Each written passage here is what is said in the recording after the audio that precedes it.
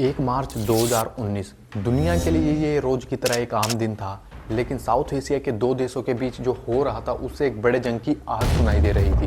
भारत और पाकिस्तान एक बार फिर आमने सामने थे और इस बार जंग की वजह बनने वाले थे विंग कमांडर अभिनंदन। भारत का फैसला पक्का था कि वो अपने कमांडर को भारत लाने के लिए कुछ भी करेगा, मगर ऐसे में पाकिस्तान क्या करने वाला था, ये एक बड़ा फैसला था। भारत पाक के अटारी वाघा बॉर्डर पर रोज होने वाली रेप रेट को भी रद्द कर दिया गया था। सोच लिया गया था भारत ने कि अगर अभिनंदन को भारत वापस नहीं भेजा गया तो एक बड़ा फैसला लिया जाएगा। रात 8:45 पर विंग कमांडर की पहली झलक दिखाई गई।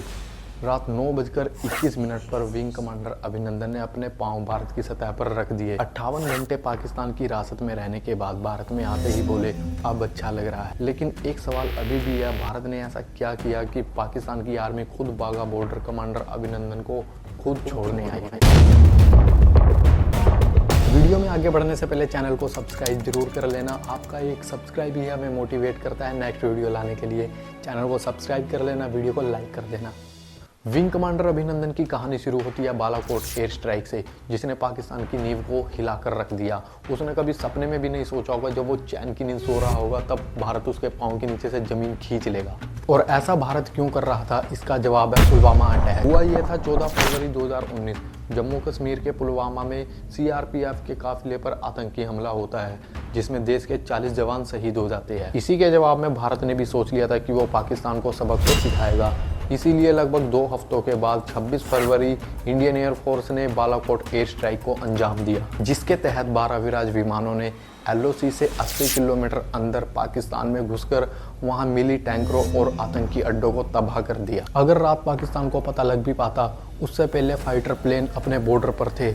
भारत के इस कदम से पाकिस्तान में विरोध उठ चुका था और इसी के जवाब में अगले दिन सुबह 9:52 पर पाकिस्तान एयरफोर्स इंडियन टेरिटरी में घुसकर हमला करने की साजिश बना चुका था। उधर इंडियन एयरफोर्स ने भी ट्रैक कर लिया था कि पाकिस्तान से 10 F-16 फाइटर ने उड़ान भरी है। इसीलिए पाकिस्तान के विमान जब हिंदुस्तान के बॉर्डर में घुसे तो उन्हें जमीन से जवाबी हमला मिला।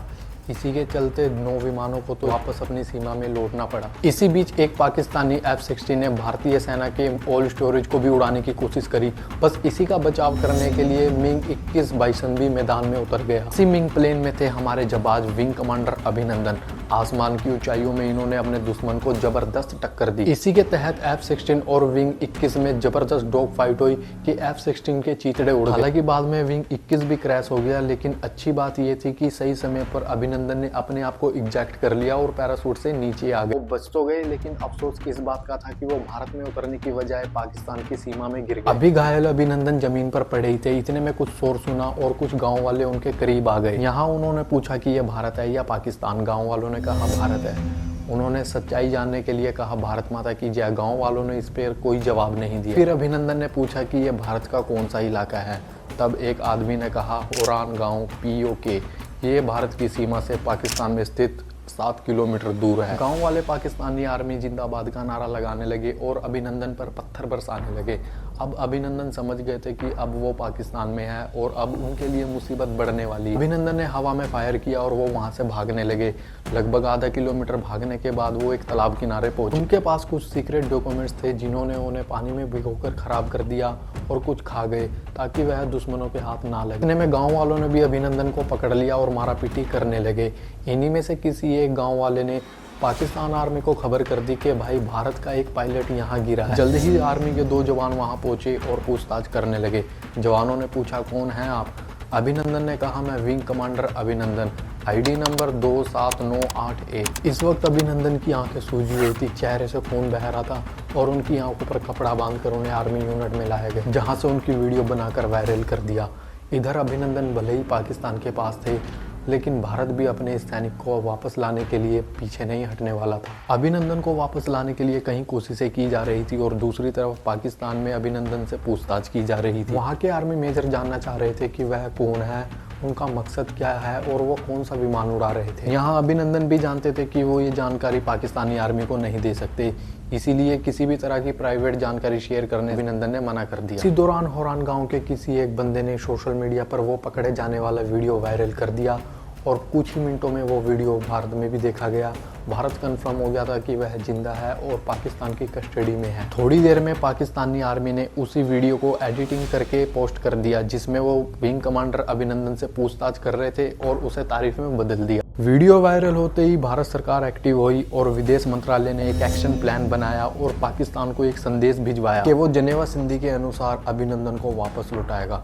दोनों देशों के बीच राजदूतों के माध्यम से इस टॉपिक पर बात होती रही। भारत ने पाकिस्तान को संदेश भिजवाया कि अगर अभिनंदन को कुछ हुआ तो अच्छा नहीं होगा। भारत ने पाकिस्तान पर कई तरीकों से डिप्लोमेटिक दबाव बनाने की योजना बनाई और उधर पाकिस्तान भी इस मामले को संयुक्त राष्ट्र ले जाने की तैयारी में था, लेकिन वो भारत की पावर के आगे ऐसा ना कर सका। ऐसा हमारे पास कौन सा हुक्म का इक्का था जो पाकिस्तान खामोश हो सका था? Geopolitical pressure. भारत विदेश मंत्रालय वो हर कोशिश कर रहा था जिससे पाकिस्तान को घेरा जा सकता था और इसी के तहत उन्होंने P5 देशों को यानी चीन, फ्रांस, रूस, ब्रिटेन और अमेरिका के राजदूतों को बुलाया था। एक दिन में 3 बार इनसे बात की जा रही थी। इस बातचीत का उद्देश्य ये था कि पाकिस्तान पर दबाव बनाया जा सके। जब अलग अलग देशों से पाकिस्तान पर फोन जाने लगे तब पाकिस्तान दबाव में नजर आने लगा। इधर भारत में अमेरिका के राजदूत किंग जिस्टर और ब्रिटेन के राजदूत डोमिनिक एक्सिक्यूट ने पाकिस्तान में वहां राजदूतों को बताया कि वो अपने वार्तादाताओं को बता दे कि भारत झुकने के मूड में नहीं है। यदि उसे और गुस्सा दिलाया गया तो बात युद्ध तक पहुंच सकती है। इसी बीच चीन ने मिड-ट्रेडर बनने की कोशिश की। उसने कहा कि भारत और पाकिस्तान के बीच वो रिप्रेजेंटेटिव मामले को सुलझा सकता है। भारत ने इस डील को इनकार कर दिया। और जब ये सब चल रहा था तब 27 फरवरी को इस्माइलाबाद में अमेरिकी एम्बेसी में US, UK और फ्रांस के राजदूतों की मीटिंग बुलाई गई, जिसमें पाकिस्तान के फॉरेन सेक्रेटरी थैमीना जैंजुआ भी थी। सभी राजदूत जैंजुआ को ये समझा रहे थे कि हालात ठीक नहीं है। अभिनंदन को ना सौंपने पर क्या होगा, इस संभावना पर चर्चा हो रही थी। 5:45 पर जैंजुआ के पास एक नोट आया। उसे पढ़ने के बाद उन्होंने बोलना बंद कर दिया। उन्होंने बताया कि पाक आर्मी से नोट आया है कि भारत ने पाकिस्तान की तरफ मुंह करके 9 मिसाइलें तैनात कर दी है। वह कभी भी हमला कर सकता है और इंडियन एयरफोर्स भी युद्ध के लिए तैयार है। वो अपने पायलट को ना छोड़े जाने पर तबाही मचा सकते हैं। उस रात P5 देशों की राजधानियों में रात भर दफ्तर खुले रहे। कोई भी इस तनाव से नींद नहीं ले पाया कि कहीं भारत युद्ध ना छेड़ दे। फिर अगले ही दिन दिल्ली में अमेरिका और ब्रिटेन के राजदूतों से खबर आई कि पाकिस्तान आतंकवाद रोकने को लेकर गंभीर है और अभिनंदन को छोड़ने को भी तैयार है। पाकिस्तान के PM खुद अभिनंदन की रिहाई का ऐलान करेंगे और इस तरह भारत की चारों तरफ से दबाव बनाने की रणनीति काम आई। पाकिस्तान हमारे पायलट को छोड़ने के लिए तैयार हो गया और इसी के ही चलते 28 फरवरी 2019 की दोपहर को पाकिस्तान संसद इमरान खान ने ये ऐलान किया कि हम शांति संदेश के तौर पर भारतीय पायलट अभिनंदन की रिहाई कर दें। इस स्टेटमेंट को पूरी दुनिया ने लाइव देखा था और उसके बाद तो भारत में खुशी की लहर थी। हर कोई इसको भारत की बड़ी जीत की तरह देखने लगा और देखा जाए तो ये भारत की जीत ही थी। इसलिए भारत की तरफ से एक प्रस्ताव रखा गया कि अभिनंदन को लेने के लिए एक विमान इस्माइलाबाद जाए, मगर पाकिस्तान सरकार ने इसे खारिज कर दिया। इसके बाद पाकिस्तान ने तय किया कि वो 2 से 5 के बीच बागा बॉर्डर से अभिनंदन उन्हें सौंपेंगे। इसके बाद भारत ने पाकिस्तान में एक टीम एक्टिव किया जो अभिनंदन को पाकिस्तान से लेकर आएगी। फाइनली तय किया गया कि एयर अटैची ग्रुप के कैप्टन जोय कोरियन बागा जाएंगे। जोय कोरियन 3 साल से पाकिस्तान में भारत की एम्बेसी में ही तैनात थे। उनकी वहां से वापसी होने ही थी। अभिनंदन को बागा लाया गया। अभिनंदन के कारण बागा अटारी बॉर्डर पर हो जाने वाली रीप्रिंट सेरेमनी को भी एक दिन के लिए सस्पेंड कर दिया गया। देशवासियों का मीडिया बागा अटारी बॉर्डर पर दोपहर से ही जमा हो गया था। रात 9:21 पर अभिनंदन भारत की सीमा में पहुंचे और इसी के साथ भारत एक बार फिर पाकिस्तान से जीतने में सक्षम।